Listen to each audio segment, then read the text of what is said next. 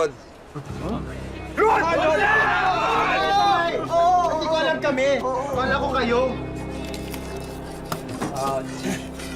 Django, ano ba talagang kailangan mo sa amin? Bakit mo kami dinala dito? Django, pakawalan mo kami! Sinabi ko naman sa inyo, kakausapin ko lang kayo. Tatanungin ko lang kayo. Saan nakuha ni Gabo yung malaking pera? May pera si Gabo?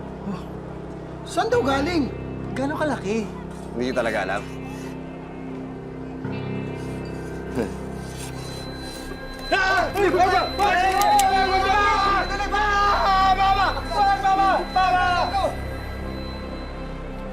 Magkano ba? Para sabihin niyo sa akin kung ano ginagawa ni Gabo. Kung paano niya nakuha yung 200,000.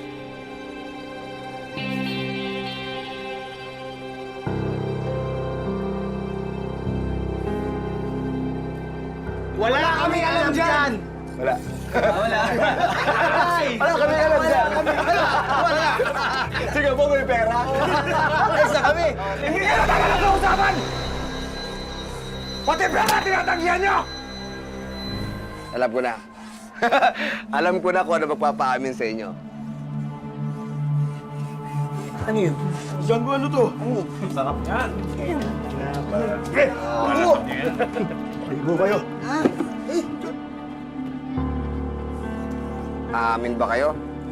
O gusto yung ilublob ko mga ulo nyo dyan? Sandali! Hindi talaga namin alam, Django. Hanggang ngayon nga, hindi pa namin nakukuha yung buong tiwala ni Gabo hanggang ngayon eh. Lagi nga kami tinataboy doon eh! Tsaka yun lang kami sama sa grupo nila. Yun yung totoo.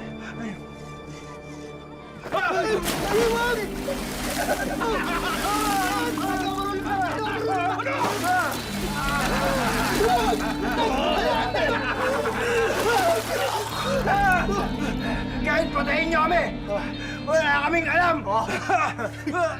Kilala mo ako, Tolitz. Madali akong kausap. Sige, tumban nyo na yan! Hindi! Wag! Sandali lang! Akala ko si ulitin yung paglublob eh. Hindi, walang patay. Sandali lang. Sa totoo niyan, wala talaga kami alam. Hindi pa namin nakukuha yung tiwala ni Gabo eh. Pero, pwede naman kunin yun eh. Ano? Ganito gagawin namin. Iko-close namin si Gabo. Tapos pag nakuha na namin yung tiwala, di pwede na namin itanong kung ano yung ginagawa niya. Tapos, pwede na namin sundan. Kung gusto mo, susundan namin. Akala ko ba hindi kayo pinagkakatiwalaan ni Gabo? Sa ngayon, wala siyang tiwala sa amin.